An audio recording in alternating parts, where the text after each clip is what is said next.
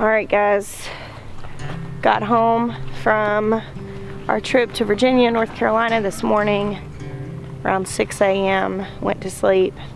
It's late morning now, and I'm about to walk around my farm for the first time since I've been gone. Maya's unpacking the van. He's eating snacks, is what he's doing. I feel like we should address something before we move on, just so you understand this, because it's 40 degrees this morning and it's drizzling. Now, this get up might be just a little bit excessive for 40 degrees. I don't know, maybe not. I'm very comfortable. But you should know about me as we move into winter.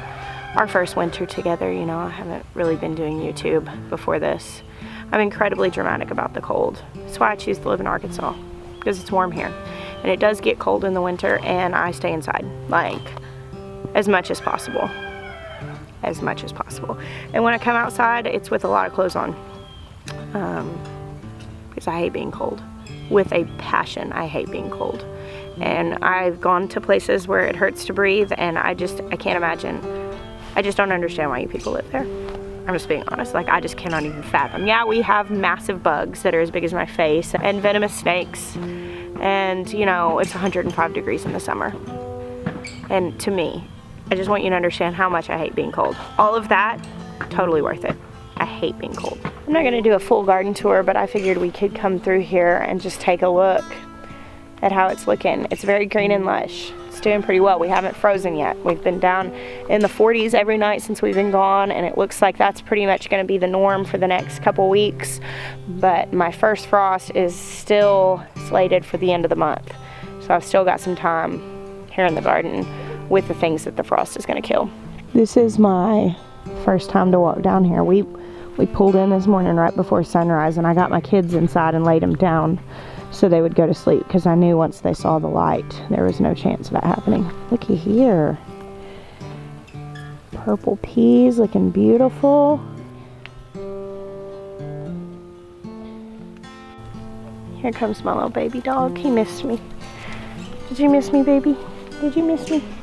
The garden is in this really cool in-between stage, and I'm really hoping that the freeze will wait out just enough for all these leaves to change. Like, do you see these trees behind the garden? They change gloriously. I mean, like, different shades of just rust, orange, red, yellow. This backdrop of the garden is amazing, but our leaves don't change until like November, because it doesn't really get cold until the end of October. And so I'm hoping that somehow it'll work out, that maybe the leaves will change before the freeze comes and kills all the color in the garden. Because all these zinnias and marigolds and stuff, they're gone as soon as the first freeze. It's gonna knock them out. And I'm really hoping for this maybe like magical little window where the garden will be full of color and the backdrop of the trees will be full of color.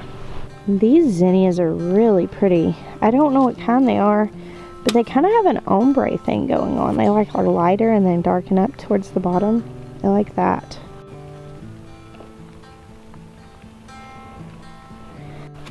Oh, look here. Gherkins. Like, picking these and eating them fresh in the garden is one of my favorite things. I love these. That's a little bit bigger one. There are quite a few of them. I'll tell you, it does feel a little bit weird to eat a cold cucumber in a 40-degree garden wearing my winter overalls. Things that just don't go together. Have you ever run into somebody before, like out in a place that you weren't expecting to see them? Like if you're out of town and you see somebody from home or like from your work or something, but far away, and it's just this like bizarre moment of your worlds colliding. There's a little bit of that going on with me right now with this cucumber in this setting. Here come the boys to unload the car. Check out that broccoli plant. It experienced a good little burst while I was gone. It's looking good. Oh wow, and look at all these purple whole peas. We're gonna be eating those like tonight. Got lots of them. Ah, and here's some kale I can pick right over here. That's that walking stick kale. Have that with some eggs. I'm gonna give these lettuces a little bit longer to get established before I start picking on them. But I've got lots of beans here. I'm kind of like grocery shopping my garden before I actually go grocery shopping, so I'm trying to figure out what all I need to use. Oh, looks like I'll have more beans on these very soon. There's lots of little baby beans. Holy smokes. Wow. Okay. Well, those really got too big to eat. Those are green beans. Obviously not gonna work. I can save the seeds from them. That's one plant like that came up. That's a lot of beans to grow that big. And you know, we were gone for 5 days. Those rainbow chards here. Probably harvest some of those young. Here's a pretty lettuce, a Merlot lettuce. Be good. These are turnips. And I don't think they have much of a root yet. I don't know, maybe a little. No, they don't have much of a root yet. But I'm gonna thin out some of these greens, make some southern turnip greens, and look at the noodle beans. Most of these, like, that's too big. That's too big to eat. Some of them are still okay, like these are all still okay. I can still eat these. Got a few squash. That'll go with dinner. Some good peppers, we can eat those here soon. Lots of lettuce here. So that'll be soon. God, those noodle beans went nuts while I was gone.